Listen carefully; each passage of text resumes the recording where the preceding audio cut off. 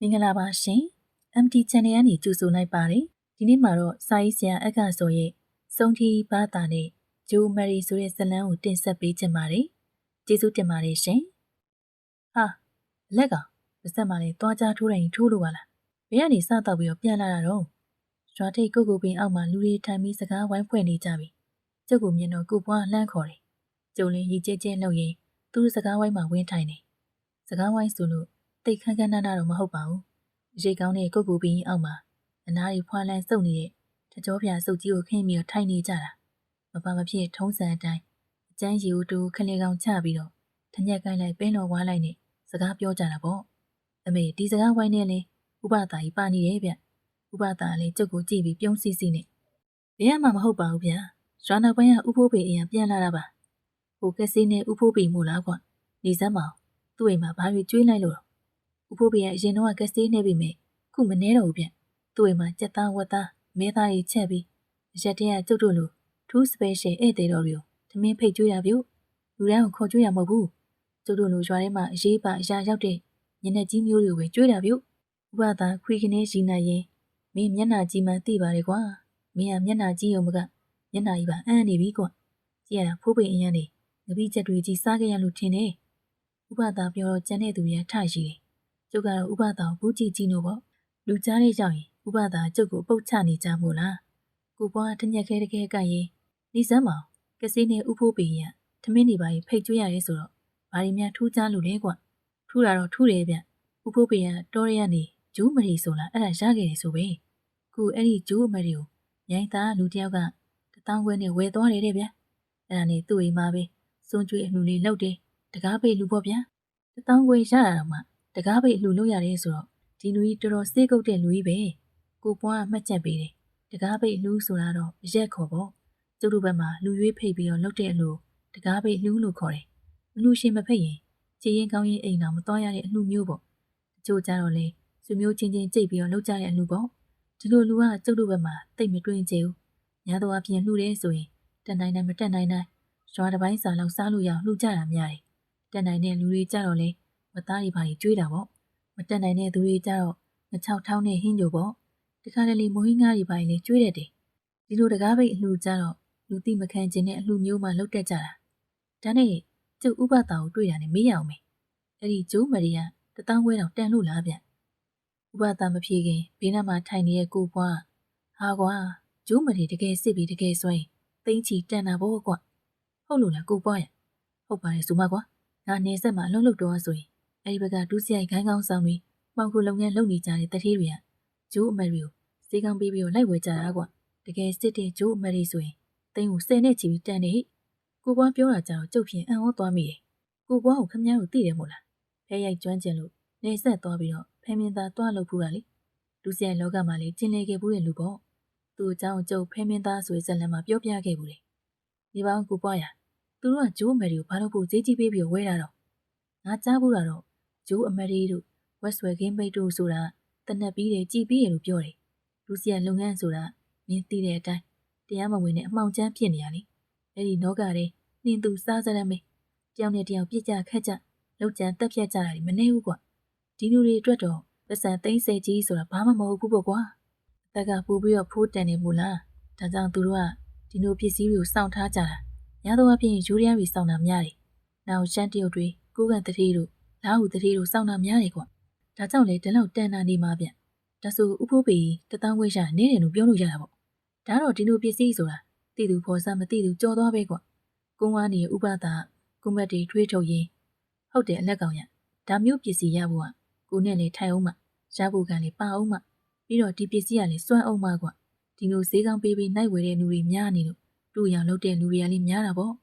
့ဂျိုးမယ်တွေအတူလုံးလို့ရလို့လားရတာပေါ့အလက်ကောင်ရဈေးကောင်းရတယ်ဆိုရင်မင်းရုပ်ကြီးတော့အတူလုံးမဲ့သူကအစင်သင်ပဲဒီလိုခံမရပစ္စည်းဆိုတာလေအများသားပဲကွာဂျိုးအမရီတစ်တီတို့အမရီကျက်ဦးအမရီနောက်ကြီးတပင်းတိုင်းဆိုတာရှိသေးတယ်ဝက်ဆွဲခင်းပိတ်ဝါးပြန်ကြောက်လိတ်ဝါးအမရီကြောက်လက်ဝါရေစင်ကြောက်ချတန်းညာတင်ကုတ်ရုပ်ပွားတော့မိုးကျိုးသွားကြောက်ဘလူးတဲ့မလီပြောရမယ်ဆိုရင်တော့စုံမှာတော့မဟုတ်ဘူးကွာပစ္စည်းအစ်စ်မှန်ဆိုရင်တော့သူ့အနေနဲ့သူတကူစွမ်းတိတ်တိရှိနေပြီမိငါခုနပြောသလိုတူရောင်မလီနဲ့တွေ့ပြီဆိုရင်တော့ဈ စီးစိမ်ပြုတ်ပြီးသားမှတ်ပြီးတော့ဟိဂျိုးအမရီဆိုတာဘလို့ဖြစ်တာလေဥပဒါဂျိုးတိုက်တရားရတာလို့တော့ကြားဘူးလေအေးဟုတ်တယ်ကွာဂျိုးအမရီဆိုတာတနည်းပြောရရင်အမရီဖြစ်သွားတဲ့ကြောက်ဥပေါ့ကွာအမရီဆိုတာငါတခါပြောဘူးသလိုတဘာဝလောကထဲမှာရှိတဲ့မော်စွမ်းရင်ဓာတ်တွေကသူ့အလိုလိုကိန်းအောင်သွားတဲ့မှော်ဝင်ပစ္စည်းတွေပေါ့ဂျိုးအမရီစစ်ဖို့ကရှာတတ်မှာကွာတိချက်ကဂျိုးအမရီရှိရဲ့ဂျိုးငှက်ကနေဘက်မှာမတွန်းညဘက်ရောက်မှတွန်းတာညဘက်တောင်မှညဦးပိုင်းညလေပိုင်းတွန်းတဲ့ဂျိုးငှက်တဲ့ညတကောင်ည10နာရီရနေည12နာရီတွင်တွန်းတဲ့ဂျိုးငှက်စီကအမရီကပိုစွမ်းတာနေ့အချက်ကတော့ဂျိုးအမရီမှာဥပြီးထုံလိုက်တဲ့အမရီဥအမရီနဲ့ပါစက်ကမန်းပြီးမှုတ်ထုံလိုက်တဲ့အမရီဆိုပြီး2မျိုးရှိတယ်ပါစက်ကမန်းထုတ်တယ်ဆိုတာတကယ်တော့အန်ထုတ်တာကိုပြောတာဥအမရီကကြတော့ဂျိုးဥပေါ့ကွာတိတ်ရှိရှိဝေးဝေးပြောစရာမလိုပါဘူးခုနလိုမန်းပြီးအန်ထုံလိုက်တဲ့အမရီကြတော့သွေးရောင်နှွမ်းတက်တယ်ကွာပြီးတော့ဥထက်ပိုသေးတယ်အမှတ်တမဲ့ကြည့်နိုင်ဗရမများလုံးလိုပဲဗရမများလိုအကြည့်တော့မဟုတ်ဘူးပေါ့ကွာခုနစကားပြန်ဆက်ရရင်ဥအမရီထက်အန်ထုတ်လိုက်တဲ့အမရီကပိုစွမ်းတယ်ဘာလို့စွမ်းတာလဲဥပဒါဂျိုးအမရီမှန်ရင်တော့တခုခုစွမ်းနေကွာညာတော့အဖြစ်ကာယဘက်တွေစွမ်းနေတုပ်ပြီးတဲ့ဟာတုပ်ပြီးတယ်ဓာပြီးတဲ့ဟာဓာပြီးတယ်တနက်ပြီးတယ်ဆိုရင်တော့ခုနငပွားပြောလို့ပို့ပြီးတော့ဖိုးတန်တာပေါ့ဂျိုးအမရီမှန်ရင်တခုခုတော့ပြီးတာပဲကွာအမရီပစ္စည်းဆိုတော့စက်ရုံကထုတ်တဲ့အရာမဟုတ်တော့တခုနဲ့တခုအစွမ်းတက်တည်ခြင်းမတူကြဘူးပေါ့ကျုပ်ကြားဘူးတာတခုရှိတယ်ဘေးနားမှာထိုင်နေတဲ့ကိုမြတ်သူကပြောတယ်ကျုပ်တို့အကြည့်တွေသူ့စီကိုရောက်သွားတယ်ကျုပ်တို့စုမျိုး2ဝန်းခွဲလောက်တော်တဲ့အတော်ဘက်ကတိနူကြီးတယောက်ပေါ့ဗျာသူ့စီမှာကြည်တကယ်ပြီးတဲ့ဂျိုးအမရီအလုံးလေးတစ်လုံးရှိတယ်ကျုပ်တကအတော်တို့လူသွားရင်ဒီနူကြီးနဲ့တွေ့ဘူးတယ်ဒီနူကြီးကစစ်ဘူးဗ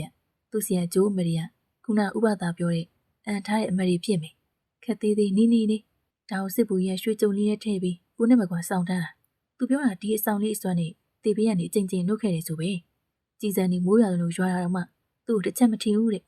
တခါလဲငှက်ပြားဘူးခေါင်းနဲ့ရောက်လို့စိတ်ပေါက်သွားတဲ့ရဲဘော်တယောက်ကစိတ်ယူပေါက်ပြီးအဲ့ဒီဘူးယူကာပိုင်တနက်နဲ့တွဲနိုင်ပြစ်တယ်ဆိုပဲပြစ်တာလေစေပင်တော့ပဲကွာတစ်ချက်မှမထီဘူးဆိုပဲ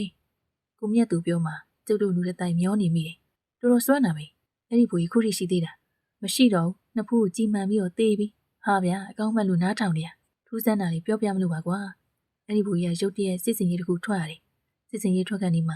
ရွှေကြုတ်ထဲထည့်ထားတဲ့ဂျိုးမရီတွေကပျောက်ချင်းမလားပျောက်သွားတာကွာဘလို့ရှာရှာမတွေ့ဘူးလောကိစ္စဆိုတော့မသွားလို့လည်းမရှာဘူးအဲ့ဒါနဲ့ဒီတစ်ခေါက်ထဲပါဆိုပြီးတော့စစ်စင်ကြီးထွက်သွားလိုက်တာအဲ့ဒီမှာတခါလေးကြီးထိပြီးတေရော့ဟိဂျိုးမရီကလည်းအဲ့ဒီတည်းရှာလို့မတွေ့တော့တာဆိုပဲထူးတယ်မို့လားဒါဆိုဂျိုးမရီကတစ္ဆာဖောက်သွားအနေမှာဗျဥပဒါခေါင်းခါပြီးဒီလိုလဲမဟုတ်ဘူးအလက်ကောင်ရဟောဒီလောကကြီးမှာကန်ဆိုတဲ့ရှာကိုတွားပြီးလွန်ဆန်လို့မရတာပဲဂျိုးမရီကရှေ့မှာဘလို့ပဲကဲဒီဘိုးကြီးတေးရမယ်ကံပါတော့အမေရိကပျောက်ကွယ်သွားပြရတာပေါ့လောကီစကားနဲ့ဆိုရင်အမေရိကွယ်သွားတယ်ပေါ့ကွာနောက်အမေရိကန်သွားတယ်ဆိုတာလည်းရှိသေးတယ်ဟာအဲ့ဒါတော့ကြုတ်ကြားဘူးလေဗျကိုပြိုးကြောင်ကထပြောတယ်ကျုပ်တို့တော်ကြီးတွေရှိတဲ့ကြောက်စင်နေဘက်ပေါ့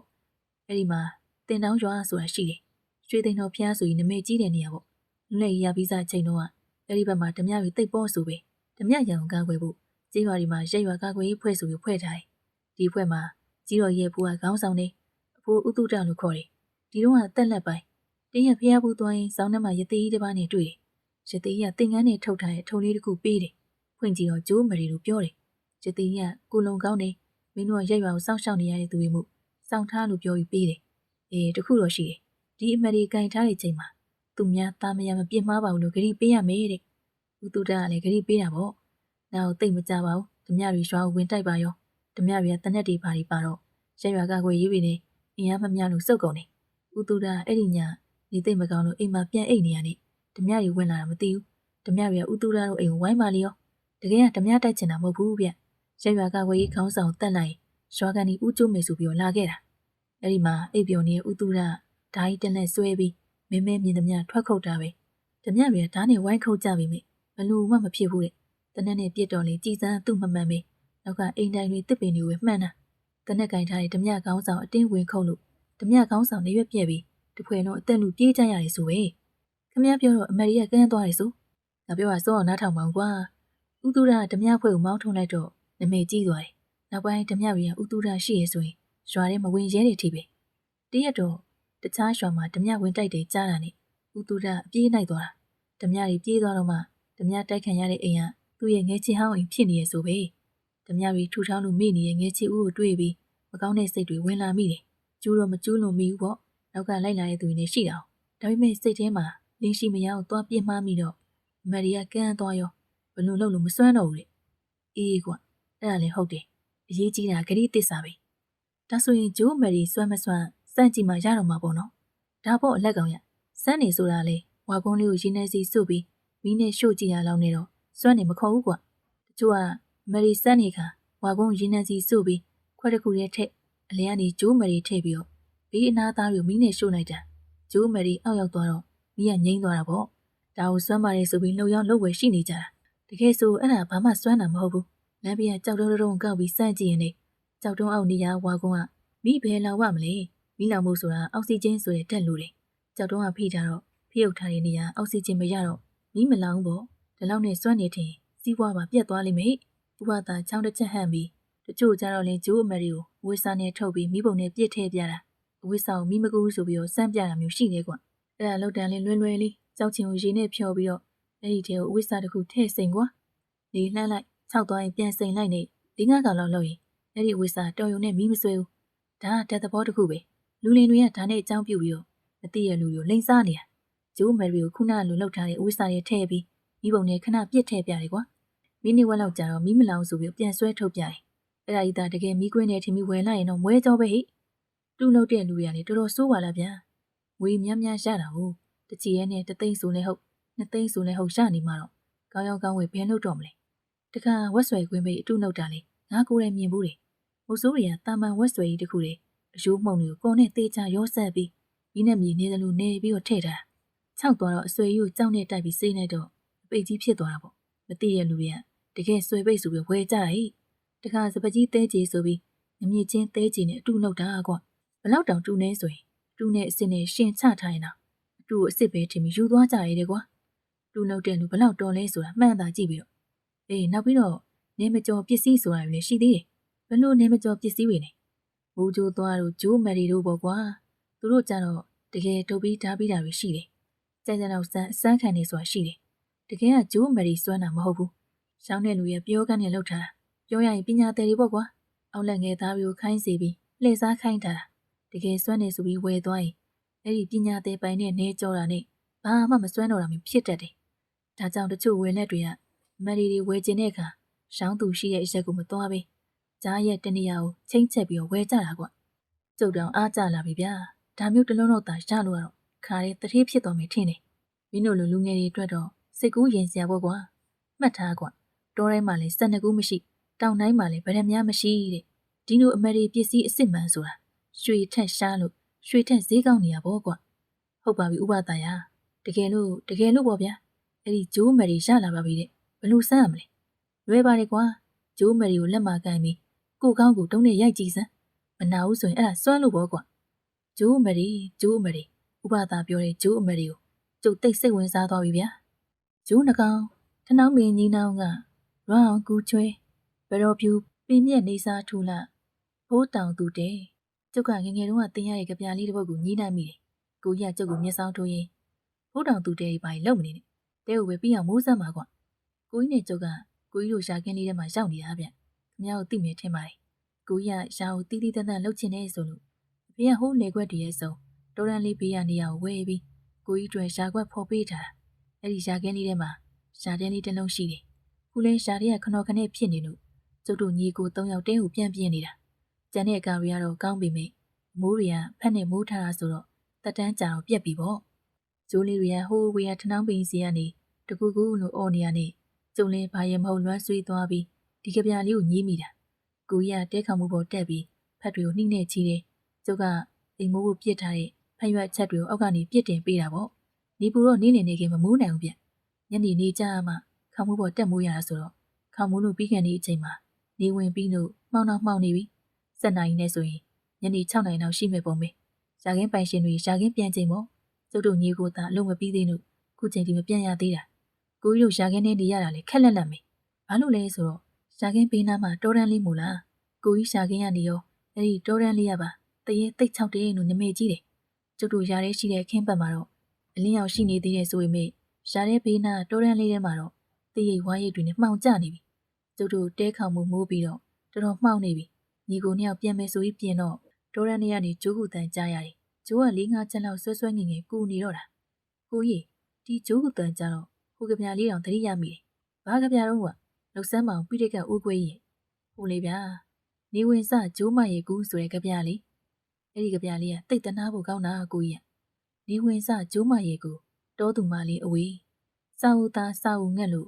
့ကူရှာသလောကူသလောရေဦးသားရေဦးငက်လို့ကူရှာသလောကူသလောနွားကြောင်သားရဲ့ကြော့ကွင်းရဲ့တီဘဲဦးရဲ့မိချီဦးမိလို့ဘဲဦးရဲ့နှက်လေပင်အထက်ခေါင်းဦးနှက်လို့ဘဲဦးရဲ့ခွဲရှင်ဦးခွဲလို့ရှာမီခဲတွင်ရဲရဲငယ်ကင်ကြုံမမြင်ဝင့်ပါပြီကလားရွှေကျိုးပူရဲ့လေမေ့လင်သားကျုပ်တန်ဒီတန်တားနဲ့ဆိုလိုက်တော့ကိုကြီးတော်မှလွန်းလွန်းဆွေးဆွေးနဲ့နားထောင်နေမိတယ်မင်းကဗျာဆွေးစရာလေးပါလားကွာဒါပေါ့ဗျာတကယ်သနာစရာကောင်းတဲ့ကဗျာလေးပါဒီဝင်တဲ့ချိန်ကျိုးမလေးကသူ့ချစ်သူဂျိုးတီနေပြန်မလာလို့စိတ်ပူပြီးကုနေတဲ့ပုံလေးရေးထားတဲ့ကဗျာဗျတကယ်တော့ဂျိုးတီနေကနွားကြောင်သားတွေထောင်နေကြော့ခွင်းမှာမိပြီးရှင်ကိုခွဲလို့ရှာမိခဲမှာကင်ပြီးအစားခံလိုက်ရပြီပေါ့ဗျာကျိုးမလေးကသူ့လင်သားဖြစ်ကိုတွေးပြီးရှင်ခွင်းနာကြလို့ကုနေတဲ့အကြောင်းရေးထားတာဗျတော်စမ်းမအလက်ကောင်ရမင်းအကြောင်းငါမသိဘူးမှတ်နေတာမင်းကလေကြပြတဲ့စားတဲ့ကြောင်ဂျိုးလေးတို့တနာတွေလိပါလိနဲ့ဂျိုးကြော်ဆိုရင်တော့မင်းရင်ဆုံးနိုင်တာပဲမို့လားကြာဥပုပ်စောင့်တယ်လို့လုံမနေစမ်းပါနဲ့ကွာပြီးတော့နေဝင်စမဟုတ်တော့ဘူးကွခုမိုးချုပ်နေပြီနောက်ဆိုလတောင်ထွက်တော့မှာကွဒါဆိုမိုးချုပ်စဂျိုးမရဲ့ကူးလို့နမေပြောင်းရတော့မှာပေါ့ဗျာမိုးချုပ်စဟုတ်ပြီကိုကြီးကျုပ်အလန်းကြားနဲ့ထတော့ကိုကြီးတောင်လန့်သွားတယ်ဖြည်းဖြည်းသက်သာအော်စမ်းမအလက်ကောင်ရအလန်းကြားနဲ့ဘာထဖြစ်တာညရောက်တယ်ဆိုလို့ကျုပ်တခုသတိရသွားလို့ဒါနဲ့ကိုကြီးကိုကျုပ်တခုမေးဦးမယ်ကိုကြီးမချမ်းသာခြင်းဘူးလားဟာလူပဲကွာချမ်းသာခြင်းတာပေါ့ဒါဖြင့်ကျုပ်တို့ဒီညတော့စွန့်စားလိုက်ရအောင်ကိုကြီးကဘေးဘီကိုကြည့်ပြီးတော့ဘာလဲလက်ကောင်မဟုတ်မှလွဲရော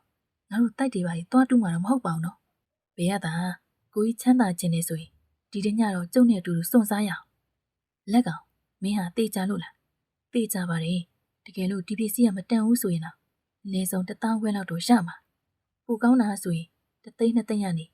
4-50သိန်းပြည့်မလို့ဘူးလာကြည့်သေးအလက်ကောင်ရငါတော့မင်းမယုံလေကဲပြောပါဦးမင်းပြောတဲ့ပစ္စည်းဆိုတာဘာများဒီလိုဗျခုနေ့ကဥပဒါပြောတယ်ဂျိုးမယ်ရီဥတွေဂျိုးငက်မဆိုတာတာမန်ဂျိုးနဲ့မတူဘူးတဲ့သူကညချင်းအောင်မှတွန်တဲ့ဗျ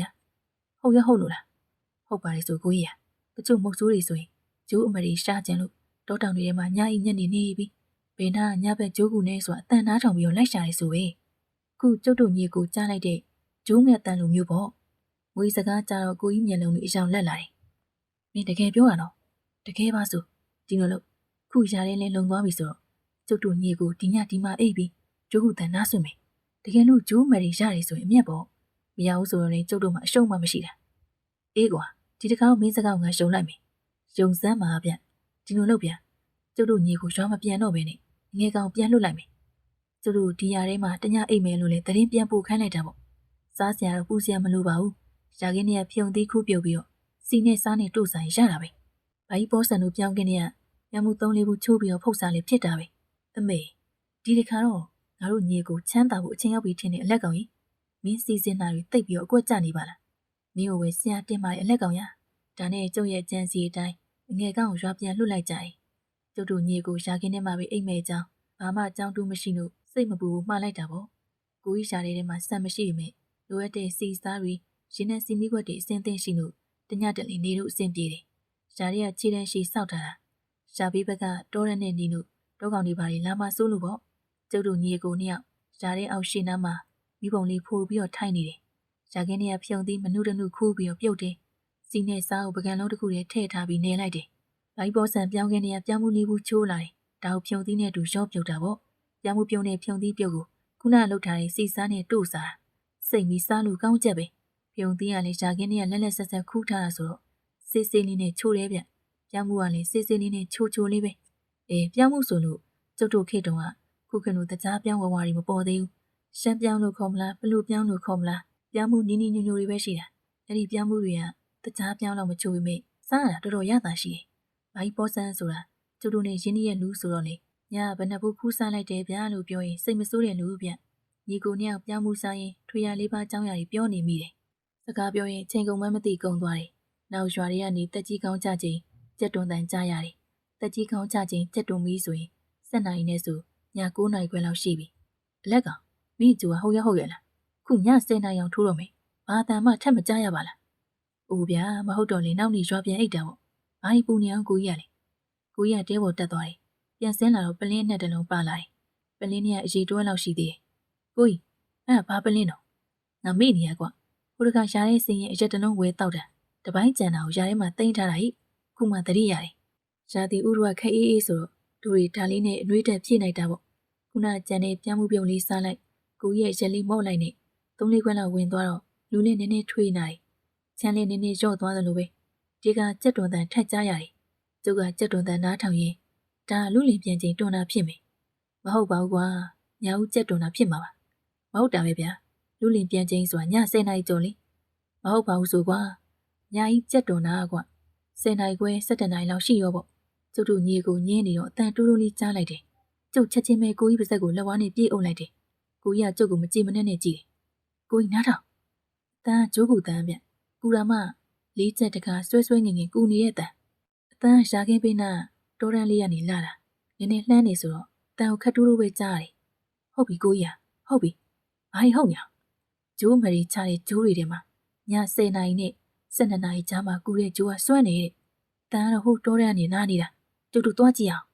အေးနေအောင်ငါမီးရုပ်ဆောင်ပြေအောင်မေကိုကြီးကတန်ပုံးကိုဖောက်ပြီးလှုပ်ထားတဲ့မီးရုပ်ဆောင်သွားယူတယ်ရေနံစီမီးဘက်ကိုမီးရုပ်ဆောင်နဲ့ထည့်ထွန်းတယ်ဒီမီးရုပ်ဆောင်ကကျုပ်တို့ရှာထဲမှာဖားကောက်ငါးရှာကျွတ်ထိုးလောက်ရင်လူရမရ300အောင်ဆိုပြီးတော့ထားထားတဲ့မီးရုပ်ဆောင်ပေါ့မီးရုပ်ဆောင်ရှာတာနဲ့တစ်ဖက်ကမီးရုပ်ဆောင်ကိုင်းတစ်ဖက်ကဒိုးတို့ချောင်းစီကိုင်းပြီးတော့ဒေါ်ရန်နဲ့ဝင်ခဲ့ကြတယ်တာမန်ချိန်ဆိုရင်တော့ဟော်ရီနူညဘက်မပြောနဲ့ညနေဆောင်ရင်တော့ဒီဒေါ်ရန်နဲ့ဝင်ရဲမှာမဟုတ်ဘူးခုကလောဘစောတိုက်နေလို့ညီကိုနှစ်ယောက်မွေးမကြောက်ကိမကြောက်တရေမကြောက်ပဲဝင်လာခဲ့တာဗျစောင်းလေမှုလားမသိဘူးဒေါ်ရန်နဲ့မှအောက်ပေါင်းတွေရှင်းနေလို့တော်သေးခုနကျိုးကူတန်ကြားတဲ့နေရာခံမှန်းပြီးတိုးလာတယ်ဒါမျိုးကြာကိုကြီးကတော်တယ်ဗျသူကလည်းမဆိုးတဲ့ပိုင်းဖြစ်နေပြီမို့လားတော်တဲ့နိုင်ဝက်လောက်ကြာကျုပ်တို့လှည့်ပတ်သွားမိတယ်ကိုကြီးကစိတ်ပြက်လက်ပြက်နဲ့လက်ကောင်ကြီးခုနကအတန်ကြားပုံရဆိုရင်ဒီနားတစ်ဝက်မှာပဲရှိတော့မှာကျိုးကလည်းထက်မကူတာခတ်တာပဲကျုပ်တို့လှည့်ပတ်ရှာရအောင်မင်းကွာညာကြီးမီတော့ဒီမှာကျိုးတိုက်ဘလို့ရှာမလဲဒီနေရာကိုမှတ်သားလှုပ်ထားပြီးတော့မနေ့မှပြန်လာရှာရောကိုကြီးကတစ်ပင်တစ်ပင်သားကိုကတ်သွားတယ်တစ်ပင်ရဲ့ပင်းစီမှာခါးချထိုးလာတဲ့ဓမ္မတို့နဲ့ချက်ချီကပုံတန်အမှတ်သားလုပ်တယ်ကျုပ်ကကိုကြီးကိုမီးရုပ်ဆောင်ထိုးထားပြီးရင်တစ်ပင်ပေါ်ကိုမတ်တမဲ့မော့ကြည့်လိုက်တယ်ဟာကိုကြီးဟုတ်မတစ်ပင်ခွာကြမှာမဖြစ်တယ်လေလက်ကောင်တစ်ပင်ခွာကြမှာတရေစင်းနေထိုင်တောက်နေရလားမသိဘူးဗျကိုကြီးကလည်းအလက်နဲ့ကြားနဲ့တစ်ပင်ပေါ်မော့ကြည့်တယ်တစ်ပင်ခွာကြတယ်မှာဗျလူတယောက်စေးနေပြီးထိုင်ဖွာနေတယ်လို့မျိုးအနီရောင်အလင်းဆက်တကူကလင်းကနေလက်ကနေဖြစ်သွားတာပြီးတော့တစ်ခါမှိတ်ပြီးပျောက်သွားတယ်နောက်တော့စေးနေဖွာတယ်လို့မျိုးအနီရောင်မီးအလင်းရရဲကနေတက်လာပြန်တယ်ကျုပ်ဖြင့်ပြန်လှည့်ပြေးချင်လာပြီဒီတော်ရတရေ6တယ်မို့လားကိုကြီးကတစ်ပင်ပေါ်မော့ကြည့်ရင်ကျုပ်လက်ထဲကမီးရုပ်ဆောင်စက်ကနေဆွဲယူတယ်အဲ့ဒီမီးရုပ်ဆောင်သူ့ခေါင်းပေါ်လောက်ထိမြင့်ပြီးတစ်ပင်ပေါ်ကိုကြည့်တယ်မီးရုပ်ဆောင်ဆိုတာလက်နဲ့ထမီးလိုမျိုးအနှိမ့်ရနေအမြင့်ကိုထိုးလို့ရတာမဟုတ်ဘူးမြင့်မြင့်ကြည့်ချင်းသူ့ကိုလည်းလိုက်ပြီးမြင့်ဖို့လိုတယ်မီးရုပ်ဆောင်အလင်းရောင်အောက်မှာတရေယူမတွေ့ရပဲညက်တိုက်တစ်ခုမြင်ရတယ်လက်ကောင်ကလှုပ်တော့မယ်တေချာကြည့်ဦးတရေမဟုတ်ပါဘူးညက်တိုက်ကြည့်ပါကွဟာဗျာညက်တိုက်ကဘယ်လိုလုပ်ပြီးစိတ်နေဖွာမလဲဗျ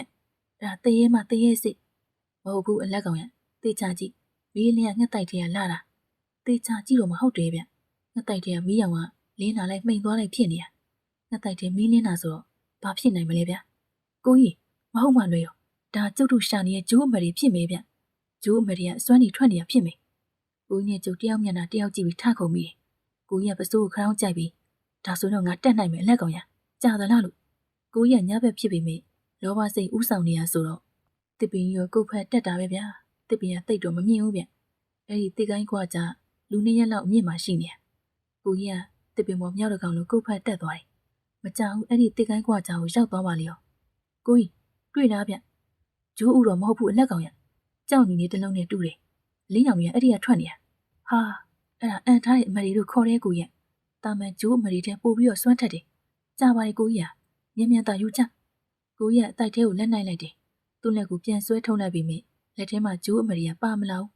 ဒီလို3-4ခေါက်လောက်လုံနေသေးတယ်ကျုပ်အဆတော့ကိုကြီးအတိုက်ထဲမှာရှိရဲ့အမိုက်တွေဖဲနေရထင်တာမြန်မြန်လှုပ်လေကိုကြီး ကိုကြီးကတန်တုံးနဲ့ခေါင်းခါရင်မဟုတ်သေးဘူးနော်လက်ကငါအတိုက်ထဲကအနီလုံးလေးကိုနှိုက်နေကြပြီငါဘလောက်နှိုက်နေလက်ထဲပါမလားဟာကိုကြီးကတော့လှုပ်ပြီမူမူနဲ့အမြင်တွေမှားနေရနေမှာမဟုတ်ပါဘူးကွာအရက်တစ်ပန်းကိုမင်းနဲ့ငါ2ယောက်တောက်တာမူးမလားမင်းမကြည့်နဲ့တက်လာခဲ့လိုက်လက်ကောင်ကျုံလဲဖယ်ရမလဲဒီဥဆောင်အောက်ချပြီးတစ်ပင်မော်ကုတ်ဖက်တက်တယ်တစ်ပင်မော်ရောက်တော့ကွာကြားမှာတေးချထိုင်ပြီးငှက်တိုက်တယ်လက်နှိုက်တယ်ဗျတွေ့လားကိုကြီးလွယ်လွယ်လေးပါဗျငှက်တိုက်တဲ့အနီလုံးကိုလက်နဲ့ကင်ဖမ်းတဲ့အခါဘလို့မှဖမ်းမမိပဲဖြစ်နေဟိုလေဘာနဲ့တူနေဆိုရင်ထရန်ကြားနေအလင်းရောက်ပေါက်ကျလာတဲ့နေပြောက်ကိုဖမ်းနေရတယ်လို့ပဲမြင်သာမြင်နေရပေမဲ့ဘလို့ကင်လို့မရအောင်စိတ်ကတော့စူးစမ်းကြည့်ပြီးတော့မှကိုကြီးပြောတာကြုံလက်ခံလိုက်ရတယ်တွေ့တယ်မို့လားလက်ကောင်ဘလို့ကောက်ကမရဘူးဖြစ်နေတာအေးဗျာဒါဆိုကျုပ်တို့နဲ့မထိုင်လို့ယူလို့မရလားမြင်သာမြင်ရမကျင်ရဆိုတာဒါမျိုးပြောတာဖြစ်မယ်ငါတို့ဘလို့လုပ်မလဲကျုပ်စားရင်းဖတ်ဘူးတာတော့ဒီလိုမျိုးကြုံပြီဆိုရင်ကိုနဲ့ထိုင်မထိုင်သိအောင်စမ်းနေနေရှိတယ်အမေဒီဖန်းကြီးခေါ်မှာပေါ့ဘလို့တော့မှာကျုပ်လုပ်ပြမယ်နော်ကဲဒီအမေဒီကကျုပ်နဲ့ထိုက်တယ်ဆိုရင်ဟောဒီအမေဒီကိုလက်နဲ့ကင်ဖန်းဆုံးလို့ရပါစေသားကျုပ်အမေဒီလေးကိုကြည့်ပြီးတော့တစ်ချက်ရွှတ်လိုက်တယ်နောက်တော့လက်နဲ့ထပ်ပြီးအုပ်ကင်တယ်ဒီလိုကင်ပြီးမရဘူးဗျို့ကိုကြီးနဲ့ထက်ဆန်းတယ်သူလည်းဖမ်းမရဘူးနောက်ဆုံးကျုပ်တို့လက်လျှော့ရမလို့ဖြစ်နေပြီကိုကြီးကတစ်ချက်စဉ်းစားရင်ဒီအတိုင်းလက်ပလာနေအောင်မပြန်နိုင်ဘူးကွာနေရောငါအကြံတစ်ခုရပြီဘာများလဲမင်းခုနလုတ်တဲ့နေကိုပြောင်းပြန်စမ်းကြည့်မယ်ကွာကဲအခုမြင်နေရတဲ့အမတ်တွေနေကကျုံနဲ့မထိုက်ဘူးဆိုရင်ဒီအမတ်တွေကိုကင်တွင်လို့ရပါစေသားကိုကြီးကတစ်ချက်ပြောပြီးတော့အမတ်တွေကိုလက်ညှိုးလက်မတုံပြီးကင်လိုက်တယ်ဒီကထူးထူးဆန်းဆန်းများအမတ်တွေနေကကိုကြီးရဲ့လက်ထဲကိုပါလာတယ်ကိုကြီးကအကြံသမားရုံနဲ့ပြုံးရင်းတွေ့တယ်မို့လားလက်ကောင်ဒီလိုလုပ်တော့ဘာတက်နိုင်သေးလဲကွာငါတို့ယူပြီးပြေးမယ်ကွာပြောတော့ရှိသေးတယ်ဒေါ်ရန်လေးရဲ့တစ်ဖက်ကနေမိုးရီအသက်ကုန်ရွာချတယ်လို့မျိုးတော်ဝေါနဲ့အတန်ကြီးထွက်လာတယ်ဗျဒီအချိန်ဒီလိုရာသီမှာမိုးကခုလိုရုတ်တရက်ရွာပါမလားတပင်တွေကမျက်စိရှိမှနေဘဲညာရိမ့်ပြီးဝါပင်တွေကလီတိုက်လို့ရိမ့်ခါလို့ရိမ့်ကုန်တယ်ကိုကြီးကဘာမပြောညာမပြောတပင်ကွာချခုံချသွားတယ်အလက်ကောင်ကြီးအဲ့ဒါတော6တာကွလူတွေတောစီဖောက်မိလို့ဖြစ်မယ်ပြေးဆိုဟိကိုကြီးကတကြိုးလေးပြေးတော့တယ်ကျုပ်ကလည်းခမန်းကတဲ့နဲ့တစ်ပင်ပေါ်ကခုံချမိတယ်မိဥဆောင်ကတစ်ပင်အောင်နာမြေကြီးမှာအတိုင်းသားကြံခဲ့တယ်ကျုပ်မိဥဆောင်ပြေးကောင်းမယ်လို့မိဥဆောင်အလင်းရောင်အောက်မှာမဲမဲအရိပ်တွေပြေးနေတာမြင်လိုက်ရတယ်ဗျာအရိပ်မဲတွေကလူရိပ်တွေလိုပဲဒါပေမဲ့ခေါင်းမှာဥကြိုလုံးလိုခြုံတက်တွေပါတယ်ကျုပ်လည်းဘာပြောကောင်းမလဲတကြိုးလေးလှည့်ပြေးတာရှေ့ရပြေးနေတဲ့ကိုကြီးအောင်ကြော်တက်ပြီးရှေ့ကိုရောက်သွားတယ်ဗျာခြေထောက်နဲ့မြေကြီးထိနာတော့မသိတော့ပါဘူးကျုပ်တို့ညီကိုပြေးရင်းနဲ့ယာထဲနောက်ရောက်လာတယ်ယာထဲနဲ့တိုးတန်းကက်နေတော့ဟိုရိပ်တွေနိုင်နာမှာစိုးတာနဲ့ရွာကိုတကြိုးလေးပြေးတော့တယ်ဟိုရွာဝင်ချောင်းကူတရနာရောက်တော့မှညီကိုနှစ်ယောက်ရက်လိုက်ကြတယ်မောလိုက်တာလည်းပြောမနေနဲ့အရှိတ်တွေကဘယ်တော့မှကြံခဲ့တယ်မသိပါဘူးကိုကြီးနဲ့ထဲမှာတော့ခုနဂျိုးအမတွေကိုကြည့်နေအောင်စုပ်ထားတယ်ဗျကုန်တာပဲကိုကြီးဒီတခါကိုကြီးတော်သွားပြီဒါကိုရအောင်ယူလာနိုင်တယ်တော်ရမယ်လေတော်လို့လေမင်းကိုကြီးဖြစ်နေရပေါ့ကွမြုံးမြဒီဂျိုးအမတွေစွမ်းမစွမ်းအောင်စမ်းတက်ရအောင်ပဲဘလို့စမ်းရမလဲဂျိုးအမတွေဆိုတာကာယသိတိပြီးတယ်တဲ့ဗ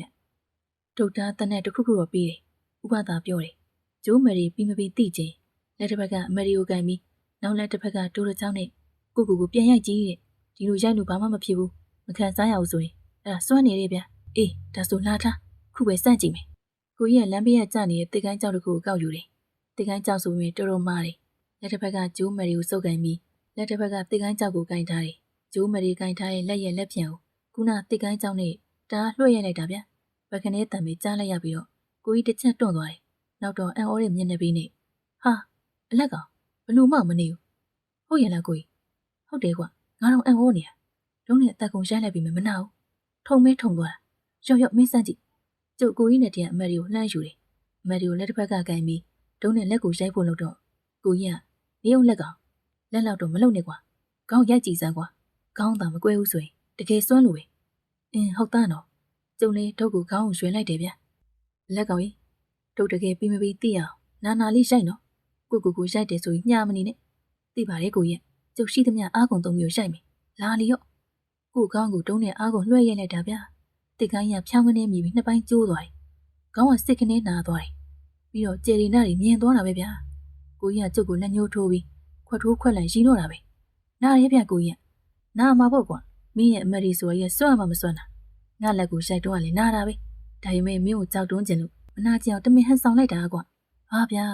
ကိုကြီးမို့လို့တာပေါ့ဗျာတခြားလူဆိုရင်ကျုပ်တခါရဲထထိုးတယ်ကိုကြီးမကောင်းဘူးဗျာငါလည်းမင်းကိုစကျင်သွားလို့ပါကွာမင်းအမရီကမစွန့်ဘူးထင်တယ်ကွာ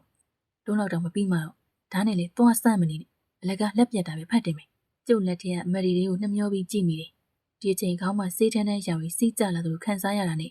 အဲ့ဒါကိုလက်နဲ့တုပ်ကြည့်တယ်ဟာသွေးတွေပါလားမင်းလက်စာတဲ့ပြင်းတာပဲအလက်ကောင်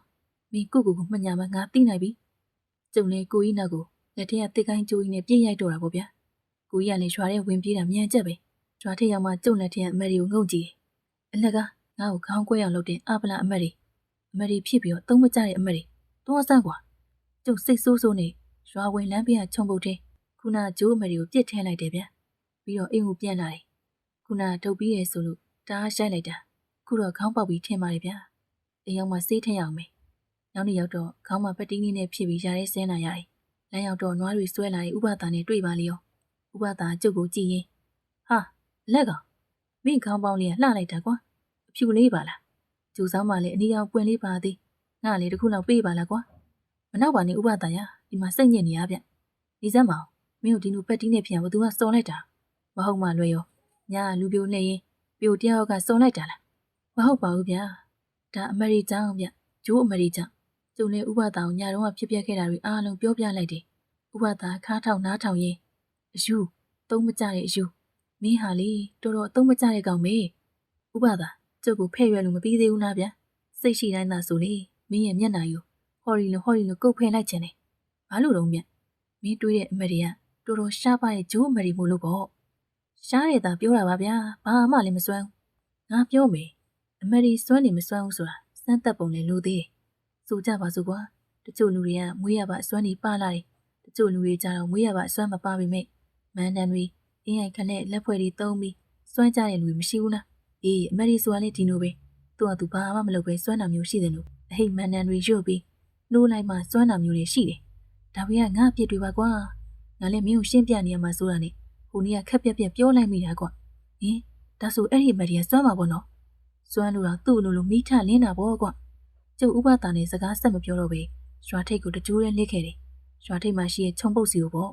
ခြုံပုတ်ကြီးကိုလှန်လောပြီးညကပြစ်ခဲ့တဲ့ဂျိုးမရီရှိသေးတာပြန်ရှာမိတယ်ဒါပေမဲ့ဘလို့ပဲခြုံရှင်းပြီးရှာဒီဂျိုးမရီတွေကိုပြန်မတွေ့တော့ဘူးဗျာကျုပ်ပြောဘူးသားပဲကျုပ်ကဒီလိုမျိုးခံမရပစ္စည်းတွေနဲ့အကျိုးမပေးပါဘူးဆိုဒါမှမဟုတ်ဒီအမရီနေရပဲကျုပ်တို့နဲ့မထိုင်လို့ပျောက်သွားတာလားဆိုတာမသိတော့ပါဘူးဗျာ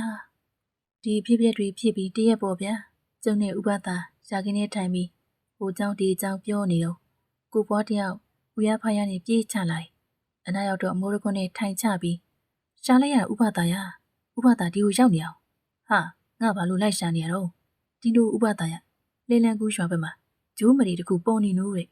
ကျုပ်ကတော့ဂျိုးမရီဆိုတဲ့စကားကြားတာနဲ့တော်တော်စိတ်ညစ်နေပြီလာပြန်မလားဒီဂျိုးမရီဥပဒါပြောသလိုအတူတွေဖြစ်နေပါဦးမေတူတော့မဟုတ်ဘူးထင်တယ်ကွခုဂျိုးမရီရထားတဲ့လူတွေကရိုးအားလေသမားတရားဟုတ်တယ်သူ့နေရဲ့ငှက်တိုက်တစ်ခုမှာအလုံးလေးတွေ့ရဲဆိုပြီးကောက်လာတာဘာမှလည်းနားမလည်ဘူးဒီဟာကြောင့်ဘာမှလည်းမသိဘူး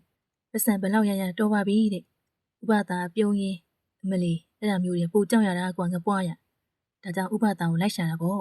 ဥပဒါဒါမျိုးကိစ္စတွေကြာနားလေကျွမ်းကျင်နေမို့လားကျတို့အဲ့ဒီရွာကိုသွားပြီးတော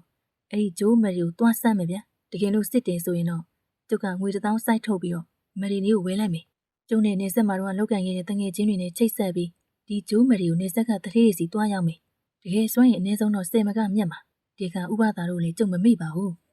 ဒီနေ့လူငယ်ဆိုတော့လေစူးစမ်းကျင်စိတ်ရှိရငနားလေပါတယ်ဒါပေမဲ့ငါသိချပြောမယ်နော်ငပွားဒီမရီကိုစမ်းရင်ငါအတုဆိုအတုလို့ထုတ်ပြောမှာငါဘသူမျက်နှာမှာကြည့်နေမှာမဟုတ်ဘူးအေးအစ်စ်ဆိုရင်လည်းငါအစ်စ်ပြောမှာပဲရပါတယ်ဥပဒါရလူဖြစ်ဖြစ်အစ်စ်ဖြစ်ပါဥပဒါကိုစမ်းတက်ကတရားတက်ကြော့ပေးပါမယ်ဒါဆိုကြုံလဲလိုက်ချင်တယ်ကိုပွားဘူးသူရရတာပေါ့အေးရပါတယ်အလက်ကောင်ရနေပေါင်းငပွားရမင်းကတနက်ပြီးအောင်စမ်းမယ်ဆိုတော့တနက်တွေပါရောရှိရလားလဲလန်းကူးရွာမှာမဆိုးတယောက်ရှိရလေသူ့စီမှာတနက်တက်ရှိတယ်တူမီနာဗျာတူမီတနက်တွေကငကိုတွေကမီးမကူတဲ့ကြီးမထွက်တတ်ဘူးလို့ပြောကြတယ်နော်တူမီမဟုတ်ပါဘူး private ပါဒီနောက်တော့ငါလည်းသိပါတယ်တကယ်လို့ဒီအမရီရတာကြည်နွဲတယ်ကြည်အားတယ်ဆိုရင်တခြားမစွမ်းရင်တော့ငါဝဲမယ်ကွာဒါဆိုကျုပ်တို့ဘယ်တော့သွားမလဲကြပါလေကွာမနေ့ပြန်ကလှည့်ပြင်ထားမယ်မနေ့ပြန်မသွားတာပေါ့လဲလန်းကူးဆိုတာဒီတစ်ပိုင်းတတ်တာတော့သွားရတာမို့လားဒီကမနေ့စောထွက်မယ်ဥမာစမ်းတက်ဝဲပြီးပြန်လာရင်ဒီညနေပြန်ရောက်ပါတယ်နောက်နေ့မနေ့9 နာရီလောက်ရောက်တော့ကိုပွားလှည့်ရစီနဲ့အတင်းဖြစ်နေတယ်ကျုပ်ရဲ့ကိုပွားသားရဲ့နောက်ကလာသားကိုမြင့်ရဲ့ကိုတင်ပြီးလဲလန်းကူးရှာဘက်ထွက်လာခဲ့တယ် ကိုမြင့်ကလှဲမောင်းနေကျုပ်တို့ကတော့လှဲပေါ်ကနေစကားတပြောပြောနဲ့လိုက်လာတာပေါ့ကိုပွားကဂျိုးမယ်ရီအကြောင်းစိတ်ကူးတွေရှင်လို့ပေါ့ဗျာဒီကင်းလောက်ရောက်တော့လင်းလက်ကူရွာကိုရောက်တယ်ရွာနဲ့တော်လှမ်းလန်းမှာတဲလီ၃လုံးရှိတယ်လေသမားတွေနေတဲ့တဲတွေဖြစ်မှာပေါ့အဲ့ဒီတဲစုလေးနားကိုရောက်တော့ရွာကန်မုတ်ဆိုးနဲ့တွေ့တယ်သူကကိုပွားနဲ့တိပုံရတယ်ကျုပ်တို့စီကြိုပြီးတော့တဲစုလေးအစုံမဲ့တစ်ပင်ရဲ့အောက်ကတဲလီတစ်ခုစီကိုခေါ်သွားတယ်အဲ့ဒီတဲထဲမှာတော့ဘာကြီးနဲ့ဖွားကြီးတယောက်ရှိတယ်ဘာကြီးကတက်50ကျော်60နီးပါးလောက်ရှိမယ်ဖွားကြီးက90လောက်ရှိမယ်ထင်တယ်တဲပေါ်မှာလည်းတခြားလူနှစ်ယောက်ရောက်နေသေးတယ်ကိုပွားကဒီလူတွေကိုကြည့်ရင်မဟုတ်ဆိုရင်ဒီလူတွေကဘသူတွေတော့ဩဒီလူတွေကခမရတို့လူပဲဂျိုးမယ်ရီဝယ်ဖို့ရောက်နေတာခောက်ခောက်ခါခါစက်နေရမှာဆိုလို့တခါလေးချင်းထားလိုက်တာကွာဟိုလူနှစ်ယောက်ကတာတာနာနာဗျလူတစ်ယောက်ကတရေအိတ်နဲ့လှုပ်ထားတဲ့လက်ပွေအိတ်ကိုပိုက်ထားတယ်လက်ပွေအိတ်ကြီးကလည်းဖောင်းကားနေရပဲဒီလူတွေကအရင်ကျုပ်တို့ပြုံးပြတယ်ကျုပ်တို့ကမြိုင်သားဟိုပဲမြို့ပါဂျိုးမယ်ရီပေါ်ရင်ကြားလို့စမ်းရောက်လာခဲ့တာပါတရင်နေရလည်းမြန်နေပြို့ကိုပွားတော့မျက်နှာသိပ်မကောင်းဖြစ်သွားတယ်ဂျိုးမယ်ရီကသာတကယ်စွမ်းနေကြည်ကွင်းနေဆိုရင်ကျုပ်ကတော့ဟောဒီပန်လာတဲ့ငွေအကုန်ပေးပြီးတော့ဝယ်မှာဗျကိုပွားစိတ်ပူသွားတာမှန်ပဲဒါနဲ့သူ့ຫນွေလိုက်လွဲကိုပုတ်ပြပြီးကျုပ်ကလည်းငွေတွေထည့်လာတဲ့ပြင်လိုရမရဖြစ်အောင်ကျုပ်မရဲ့လက်ဝဲလက်စားတွေပါအကုန်တိမ်ကြုံယူနာတယ်ဗျချင်းနေရတင်းမာကုန်တယ်ဒီတိုင်းဆိုရင်တော့နှစ်ဖက်ဝယ်လက်တွေကပြိုင်ဆိုင်ဈေးခေါ်ပြီးဝယ်ရမယ့်ပုံဖြစ်နေပြီမုတ်ဆိုးကြီးကပြုံးရင်းအဲ့ဒါတွေအသာထားပါဦးဘသူ့ကိုရောင်းမယ်မရောင်းဆိုတာပိုင်ရှင်ရဲ့ဆုံးဖြတ်ချက်ပေါ်မူတည်တာပေါ့ဟောက်မှာထိုင်နေတာဂျိုးအမေရီကိုတွေ့ခဲ့တဲ့လေသမားဦးကြီးပဲဒါကတော့သူ့အမပေါ့ဗျာလေသမားကြီးကကျုပ်တို့နိကာကပြုံးပြတယ်လေသမားဆိုရင်လေရုပ်ကခက်ကြမ်းကြမ်းပေါ့ဗျာပြင်းကြီးအပေါက်ကြီးဝစ်ထားပြီးခေါင်းပေါင်းလေးပေါင်းထားတယ်လူပုံကရိုးရိုးသားသားပါပဲဘွားတော်ကလည်းစုပ်စုပ်ပြက်ပြက်နဲ့ဒါပေမဲ့ဖော်ဖော်ရီတော့မရှိဘူးရုပ်ကခက်တီတွေပဲကျုံလဲဒါတွေဘာမှနားမလဲပါဘူးငှက်တိုက်တစ်ခုတွေ့လို့ဥရှိမလားတက်နိုင်ရအဲ့ဒီဂျိုးမရလေးတွေ့တာပဲတွေ့ချင်းတော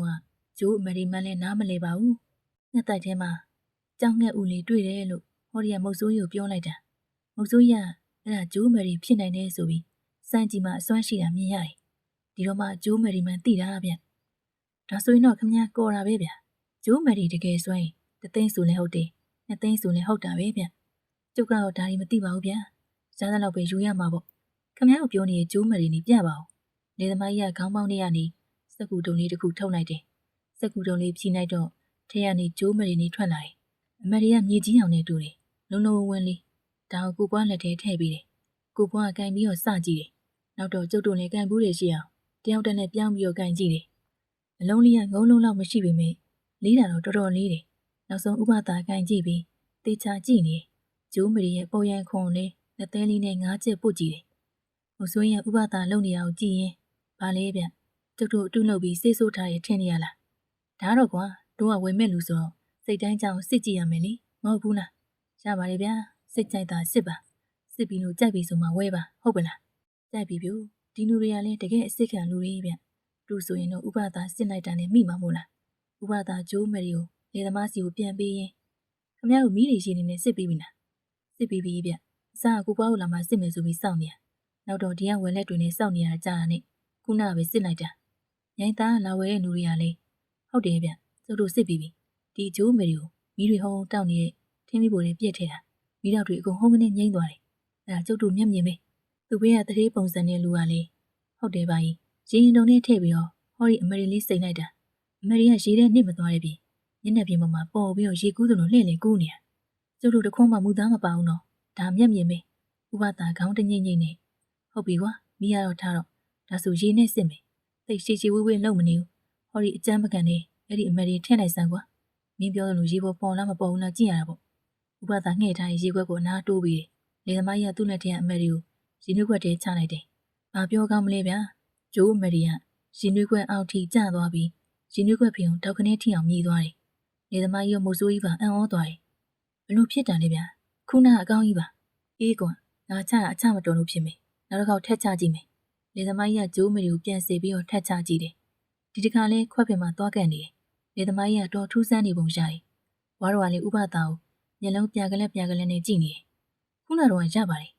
ငါထင်တော့ဂျိုးမီရဲ့စမ်းတာများလို့ဒီလိုဖြစ်သွားတာထင်တယ်လေသမားကြီးစကားဥပဒါခေါင်းကြီးထောက်ခံတယ်ဒါပေါ့လူတွေတောင်မှအလုံးလုံးတာများရင်မောပန်းသွားတဲ့တာမူလားအမေရီနဲ့ဒီလိုပဲဖြစ်မှာပေါ့မဟုတ်ဆိုရင်အဲ့ဒါတာထားပါဗျာဂျိုးမရီဆိုရင်တနက်ကြည့်အားတယ်ကြည်ကွင်းနေမို့လားအဲ့ဒါအရေးကြီးဆုံးပဲကျူတူအဲ့ဒါသွားဆန့်ရအောင်အကုန်လုံးခေါင်းကြီးနိုင်တယ် ကိုပွားကလည်းဟုတ်တာပေါ့လို့ထောက်ကန်တယ်။မုတ်ဆိုးရအိမ်ထရမှာထောင်ထားတဲ့သူ့ရဲ့တနက်ကိုလှမ်းယူတယ်။ပြီးတော့ကျုပ်တို့နဲ့အတူအိမ်ပေါ်ကဆင်းလာတယ်။ဟိုဘွားတော်ကတော့မလိုက်ပဲအိမ်ပေါ်မှာပဲနေခဲ့တယ်။ကျုပ်တို့အိမ်ပေါ်ကဆင်းတော့ဥပသားလေကားအတက်မှာချွတ်ထားတဲ့သူ့ရဲ့ခုံမနက်ကိုတေးချကင်ကြည့်တယ်။ပြီးတော့ခုံမနက်ကိုခါချထိုးခဲ့တယ်။ကျုပ်တော်မှာဥပသားကိုကြည့်ပြီးဟာဗျာဥပသားလေကျုပ်တို့တေးရီဖက်နဲ့ဂရီဘာဖက်နဲ့တွင်အောင်ပြောင်းမှာမစိုးရအောင်သူ့ဖက်နဲ့ကြာစိုးရိမ်နေရဟာကိုပစ္စည်းကိုစိုးရိမ်သားကွာမင်းမစိုးရိမ်မငါစိုးရိမ်နေဥပသားခုံမနက်ခါချထိုးပြီးတော့လိုက်လာခဲ့တယ်ကျုပ်တို့သွားတာတိတ်ဝေးဝေးတော့မဟုတ်ဘူးကိုပင်တပင်ရဲ့အောက်နားကိုလာခဲ့တာအဲ့ဒီကနေပေ20လောက်กว่าမှာလူကြီးရင်စိုးလောက်ရှိမိဝဘိုးဘွားတိုင်းတစ်ခုမြေမှာစိုက်ထားတာတွေ့တယ်လေသမားကြီးကသူ့ရဲ့အမက်တွေကိုအဲ့ဒီဝဘိုးဘွားတိုင်းထိတ်မှတင်လိုက်တယ်ဝါးတိုင်းထိတ်နေရအစင်နာကက်ဖြတ်ထားတာဆိုတော့တင်လို့ရတယ်မုတ်ဆိုးရသူ့အင်းကြီးတွေကကြီးစံ9000ထုတ်တယ်ကြီးစံ9000ကကြေးရောင်တွေဝင်းလက်နေဥပသားကြီးတွေကိုကြည့်ပြီးမင်းကြီးတွေကဝင်းလိုက်လားဟုတ်တယ်ဗျကြီးအဟောင်းနဲ့ဆိုင်ခင်ဗျားတို့မယုံပါစိုးလို့ကြီးအစ်စ်တွေဝယ်ထားတာကောင်းတာပေါ့ကွာကဲလို့ငါတို့လည်းပြန်ရအောင်ပါမြန်သာဆန်းမုတ်ဆိုးရကြီးအစ်စ်9000ရိုင်ဖယ်တနက်ထဲထည့်တယ်အဲ့ဒီတနက်ကကြီးစံ9000စက်နေဆိုပြီးထည့်ပြီးတော့မောက်တစ်ချက်တင်တယ်ကဲအရင်ဆုံးတနက်ကောင်းမကောင်းကြီးကောင်းမကောင်းစမ်းပြမယ်နော်မုတ်ဆိုးရကုတ်ပင်မောင်တနက်ထိုးချိန်ပြီးခလုတ်နှိမ့်လိုက်တာဒိုင်းကနေကျင်းလောင်နဲ့တန်ထွက်လာပြီးကြီးစံကိုခိုင်အသေးလေးကိုထိပြီးအဲ့ဒီခိုင်းတော်ပြုတ်ကြတယ်ဒါဆိုတနက်လုံးလုံးတာတေးကြပြီဒီတခါတော့မုတ်ဆိုးရဝဘိုးဝါပေါ်တင်ထားတဲ့အမက်တွေကိုတနက်နဲ့ထိုးချိန်နေ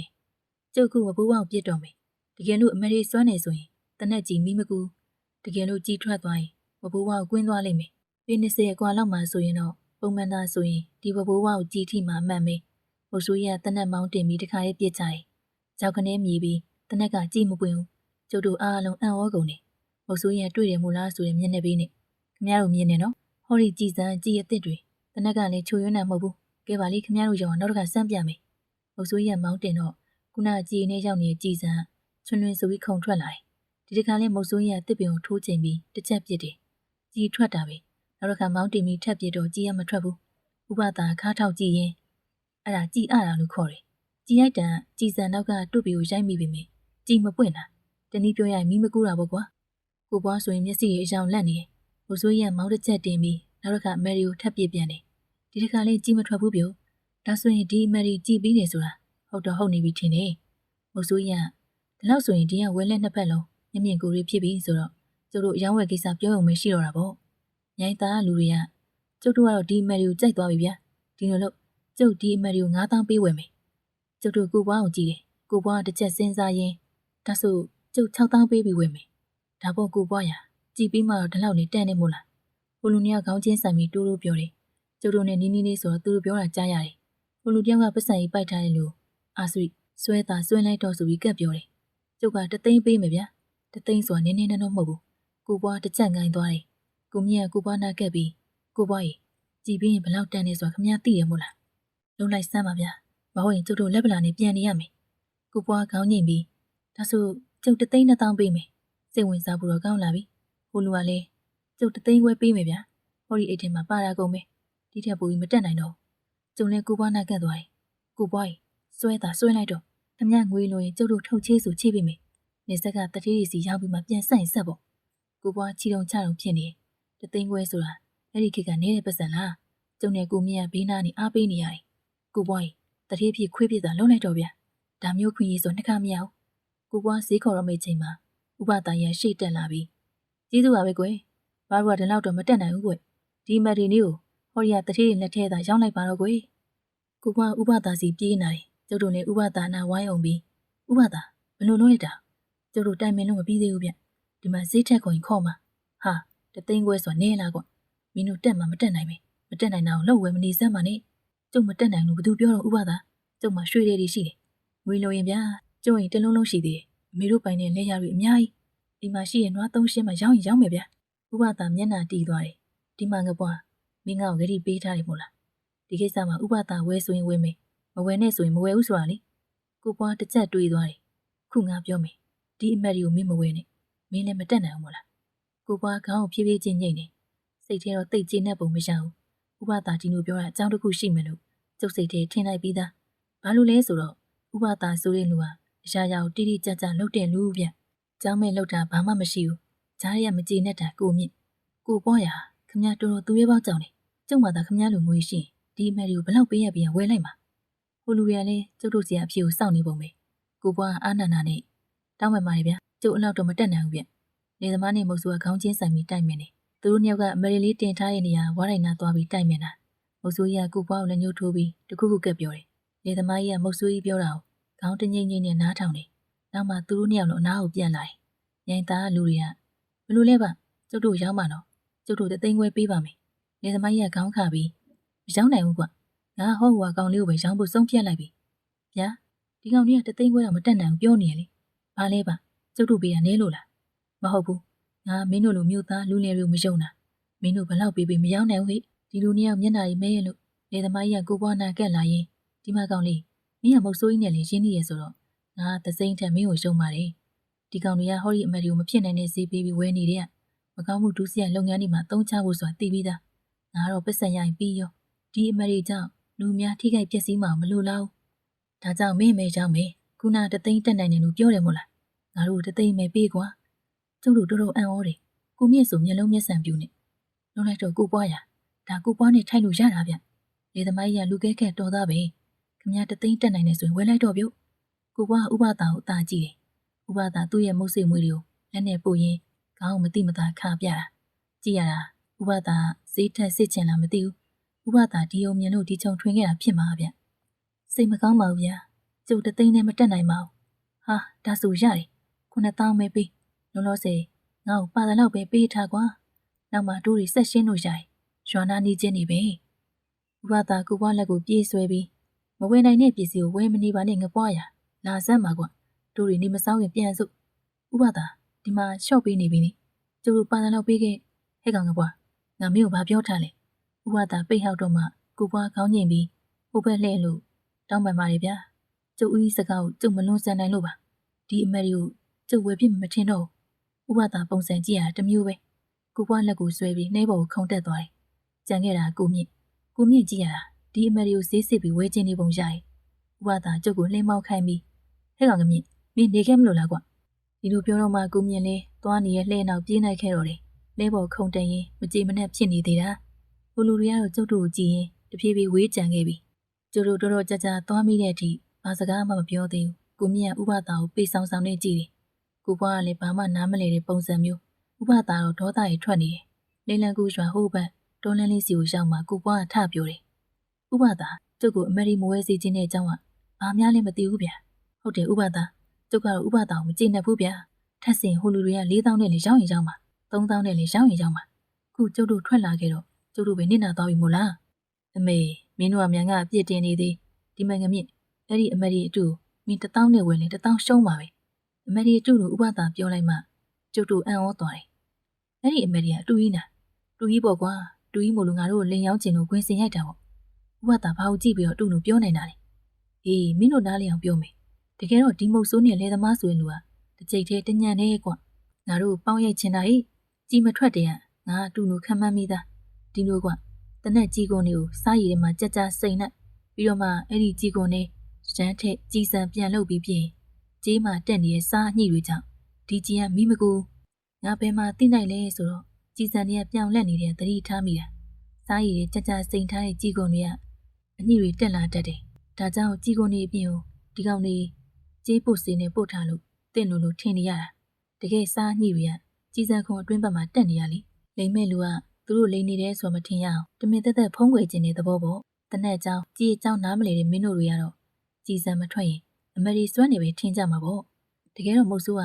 တကယ်ကြီးနေခုနလိုလှုပ်ထားတဲ့ကြီးကိုအမှတ်သားတစ်ခုခုလှုပ်ထားလိုက်မယ်အပြင်ကိုပြစ်ပြတော့တကယ်မိကူးတဲ့ကြီးကိုသုံးပြီးအမရီကိုပြစ်တော့မိမကူးနိုင်တဲ့လှုပ်ကြီးနဲ့ပြစ်ပြတာဟိဒါဆိုနားလည်ပြီမို့လား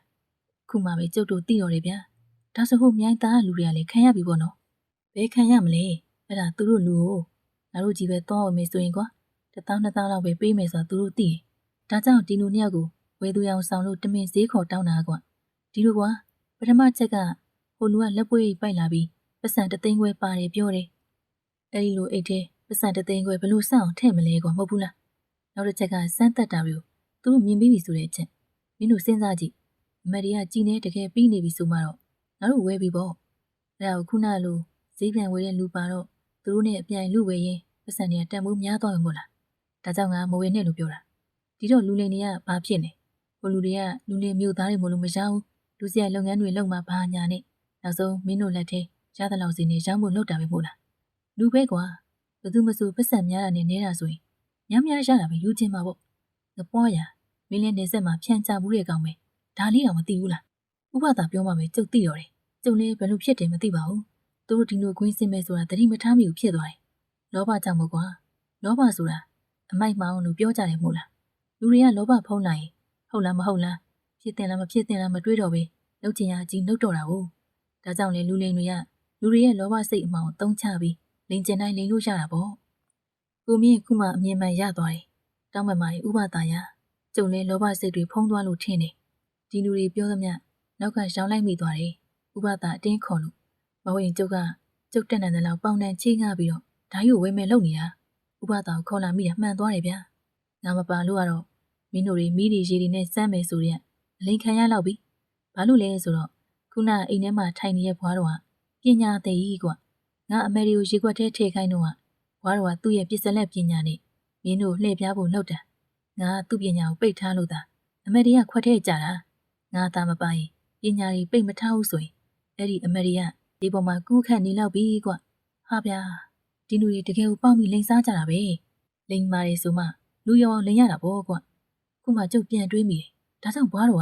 ကဥပသာကိုမျက်လုံးပြကလက်နဲ့ကြည့်နေတာဟုတ်ဥပသာသူ့ထက်ပညာစွမ်းတော့မရှင်သာဘူးဖြစ်နေရနေမှာတော်လန်လေးကတဖြည်းဖြည်းနဲ့ကျင်းလာတယ်ဗျဘေးနာတောအုပ်တွေကနေထူထက်လာတယ်ကျုပ်တို့ခေတ်ကတော်လန်သွားရင်အဲ့လိုပဲခုခေတ်လိုလမ်းမကြီးမပေါ်သေးဘူးတိတ်မကြခင်မှာပဲတောတွေကနေဓားလန်တွေကင်ထားတဲ့လူတွေစုခုံထွက်လာတယ်လူ10ယောက်လောက်ရှိမယ်ညနာပစိုးတွေစီးလို့ကျုပ်တို့တော့ဓမြတိုက်ခံရပြီဓမြတွေကငါတို့ပြန်ချကြ ਈ ဒုက္ခပဲဗျာအရှိတဲ့ဘာလက်နဲ့မှမပါဘူးကျုပ်တို့လှည့်ရှိမှာတနက်ကင်ထားတဲ့လူတယောက်ကလမ်းပိတ်ရက်တယ်သူကင်ထားတဲ့ rifle တနက်ကိုကျုပ်တို့ပဲထိုးချင်ရင်မင်းတို့ခုခံမကြမ်းနဲ့ပါလာသမျှပစ္စည်းတွေအကုန်ထုတ်ပြီမဟုတ်လို့ကတော့အိမ်ကိုအလောင်းတွေပဲပြန်ရောက်သွားလိမ့်မယ်ဒုက္ခပါပဲဥပသာရဒီဓမြတွေကကျုပ်တို့မှာပတ်စံတွေပစ္စည်းတွေပါမှဘယ်လိုလုပ်ပြီးသိရလဲမသိဘူးနော်ဟာဘသူရှိမတော့ကွာတို့မှာငွေတွေပါတယ်ဆိုတာသိထားတဲ့လူပေါ့ဗျာဒါဆိုဟာခုနအမေရိလင်းရောက်တဲ့လူလိမ့်နေပေါ့အစ်စ်ပေါ့ကွာတို့ကသူတို့စင်တဲ့ခွင်းနဲ့မဝင်တို့အပြန်မှာဓမြတိုက်လူမယ်ဆိုပြီးကြိုတင်ကြံစီထားတာဖြစ်မှာပေါ့ဟောဝါရိုက်ဖယ်တနက်ကငါထင်တာမမိုက်မုတ်ဆိုးရဲ့တနက်များလားပဲဥပသာပြောရင်မတက်ရက်လိုက်တယ်တနက်သမားဥပသာကိုချိန်နေဟေ့အဖိုင်ခမသေးမကြောက်ဘူးလားဟောဒီတနက်ကကြည်အနေတဲ့တနက်မဟုတ်ဘူးနော်အမေငါစီမှာကာယသိတိပြီးတဲ့ဂျိုးမယ်တွေပါပြီးသားကွာမင်းတို့လင်ရောက်နေအတူတော့မဟုတ်ဘူးကြည်ပြီးမပြီးသိချင်းမင်းစမ်းကြည့်လေကွာခမကြီးတော့သေပြီးသားမှတ်ဟိုလူကဥပသာကိုရိုက်ဖယ်တနက်နဲ့ပြစ်လိုက်တယ်တနက်က6ကနေတန်းမိပေမဲ့ကြည်မထွက်ဘူးပြိုဓမြကောင်းဆောင်လေးနောက်ထပ်3-4ချက်ဆက်ပြစ်ပေမဲ့တစ်ချက်မှကြည်မထွက်ဘူးသူအံ့ဩနေတော့ဥပသာဟိုက်ရလို့អော်ပြီးနွားတွေကိုနင်းလို့လဲပေါ်ကခုန်ချတယ်တနက်ကင်ထားတဲ့လူနေရင်ဖြတ်ရိုက်ချတာဟိုလူလည်းလက်ပြီးပြေးရောပြိုဓားကင်ထားတဲ့ဓမြတယောက်ကဥပသာကိုဓားနဲ့ခုတ်တာဗျဥပသာဓားချက်ကိုလက်ဖြံနဲ့ကန်လိုက်တော့တောင်ကနေတန်းမြေပြီးဓားကြီးကသွားပြီးလိမ့်သွားတယ်နောက်တယောက်ကဥပသာရဲ့နန်းကြားလေးလှန်နဲ့ပြေးထိုးတာဥပသာကာတော့မကလိုက်ဘူးလှန်သွားနန်းရိုးထောက်မိပြီးချွင်ကနေမြည်လို့အဖျားခွေထွက်သွားတယ်ဗျဥပသာဒေါသထွက်နေသူခါကြားထိုးထားတဲ့ခုံမနက်ကိုယူလိုက်တယ်ခုံမနက်တစ်ဖက်ကိုလေလံပြီးမှရက်နေတဲ့ဓမြလေးစီကိုပြစ်လိုက်တော့ခုံမနက်ကမြေပေါ်ကျပြီးဘုံငနဲ့ထပြီးပောက်ကွဲပါရောဓမြတွေလည်းအော်ဟစ်ပြီးပြေးတာမှုန်နေရပဲ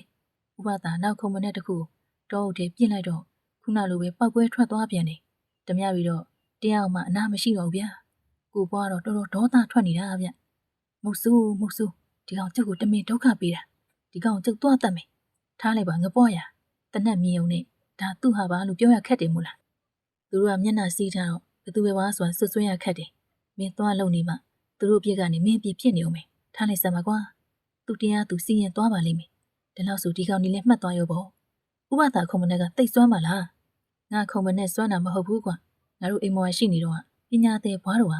ငါဖက်နဲ့မှာဆက်လက်နဲ့တွေတက်ထားပေးလိုက်တာငါသာသတိမထားမိပဲခုံမနဲ့ကိုစီးနိုင်မိ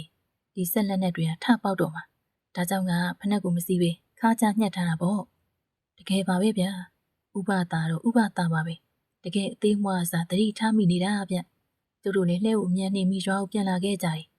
ကျေးဇူးတင်ပါတယ်ဥပသာပါလာပြီလို့ပေါ့ကျေးဇူးတင်ရင်ငါ့ကိုခုံမနဲ့တင်ရဝယ်ပေးကွာပြီးတော့ဒီအကြောင်းတွေကို မင်းတို့ရွာမှာလေနည်းနည်းပါးပါအရေးမွဲပြောပြီးလူတွေကိုသတိပေးထောင်းဓမြတွေအကြောင်းတွေဘာလို့တော့ပြောမနေနဲ့ပေါ့ကြဲကြဲတွေဖြစ်ကုန်မကောင်းငါပြောကြားတယ်မို့လားစိတ်ချပါဗျာခုံမနဲ့ကတော့လေတရံမဟုတ်ဘူး10ရံဝယ်ပေးဆိုလဲဝယ်ပေးမှာပါဗျဒီလိုနဲ့ကျုပ်တို့ရွာပြန်ရောက်ကြရင်ရွာထဲမှာတော့ဂျိုးအမေတွေကိုစမ်းသပ်ပြပြီးရှာရင်မဝယ်ဖို့လူရင်းတစုရှိနေရဆိုပြီးလိုက်သတင်းလွှင့်ရတာပေါ့ရုံတဲ့လူလဲရုံနေပြုံတဲ့လူကလည်းမယုံဒီလိုဖြစ်ပြီးတပတ်လောက်ကြာရဲ့ချိန်ကိုမြင့်ကျုပ်တို့စီကိုပြေးနိုင်ကျုပ်တို့ကထုံးစံအတိုင်းကိုပြင်းအောင်မှရင်သွေးတောက်ရင်ဟိုဒီပြောပေါ့ဗျာဥပသားကြီးပါသွားပြီဗျို့ဘာပါတာတော့ကွာမင်းကြီးတော်ကြီးလင်းတော့လိုက်သွားတော့ပြောတာလားကျုပ်ကြီးတော်ကြီးမဟုတ်ဘူးဗျရွာနောက်ပိုင်းကဥဖိုးပေပါသွားတာဗျလေလံကူးရွာဂျိုးမယ်တွေကိုကိုယ်တိုင်သွားဆမ်းပြီးစွမ်းနေဆိုလို့4000ပေးပြီးဝယ်လိုက်တယ်လေဗျခုရွာရောက်တော့ဘာမှမစွမ်းလို့ဒေါပွားလေးရဲ့ဒီနေ့ကပဲလေလံကူးရွာသွားပြီးပွဲသွားကြံတော့ဂျိုးမယ်ရီရောင်းတဲ့လေသမားဆိုတာလေလံကူးရွာမဟုတ်ဘူးတဲ့ဘယ်ကလူမှမသိဘူးတဲ့ဗျဝါတော့လေဘယ်ပြောက်သွားမှမသိဘူးမဟုတ်ဆိုးပြီးတော့လေသူဘာမှမသိဘူးဆိုပြီးဘူးခံညင်းနေတဲ့အဲ့ဒါနဲ့ဥဖိုးပေကဒေါသထွက်နေမဟုတ်ဆိုးကိုဓာတ်နဲ့ထိုးလိုက်တာအခုမဟုတ်ဆိုးကစေးုံတင်ထားရတယ်ဥဖိုးပေကြီးကတော့ဓာတ်ထိုးမှုနဲ့အချုပ်ကျနေတဲ့ဗျာဟာပြဿနာပဲဟိဒါနဲ့မင်းတို့ဂျိုးမယ်ရီပြပြီးလိန်နေတဲ့လူရှိရင်လို့တရင်လွှင့်မထားဘူးလားပြောထားတာပဲဗျာဥဖိုးပေကကျုပ်တို့ပြောတာမှမယုံတာသူဟိုတကအမေရီရောင်းလိုက်တဲ့လူကတခြားအမေရီရှိရင်ဈေးကောင်းပေးဝယ်မယ်ပြောလို့ကိုယ်တိုင်စမ်းသပ်ကြည့်မယ်ဆိုပြီးသွားဝေတာတဲ့လောဘဆိုတာလူတွေနဲ့မွေးတွေကပါလာပြီမဲ့တိတ်ပြီးကြောက်စရာကောင်းမှလားအခုဖိုးပေဘာဆက်ဖြစ်မလဲဘာဖြစ်ရမလဲဗျာတကြီးကိုလိုက်ပြီးတော့ရှင်းနေရတယ်မဟုတ်ဆိုးသေးရင်တော့လူတက်မှုနဲ့ထောင်ကျမှာပေါ့ခုတော့ချုံတော့ပဲကြနေသေးတယ်ကျုပ်ကတော့လူလိန်ခံထိတာကောင်းတယ်လို့ပဲမှတ်ယူလိုက်တယ်ဥပသာပြောသလိုသူတရားသူစီရင်သွားတာဖြစ်မှာဗျဒါပေမဲ့ဥဖိုးပေအတွက်တော့စိတ်မကောင်းဘူးပေါ့အော်ဂျိုးမရီဒီအမရီကြောင့်ကျုပ်လဲခေါင်းပေါက်ရတခြားသူတွေနဲ့လိန်ခံထိကြကွဲကြပြဲကြနေဆိုတော့ကျုပ်ဖြင့်ဒီအမရီကိုဂျိုးအမရီလို့တော့မခေါ်ပဲဂျိုးအမရီလို့ပဲနာမည်ပေးလိုက်ချင်တော့တယ်ဗျာပရိသတ်များရှင်ဒီနေ့ရဲ့တင်ဆက်မှုဒီလောက်နဲ့ပဲရနာကျင်ပါတယ်နားဆင်ပေးခဲ့တဲ့ပရိသတ်များအားလုံးကျေးဇူးတင်ပါတယ်ရှင်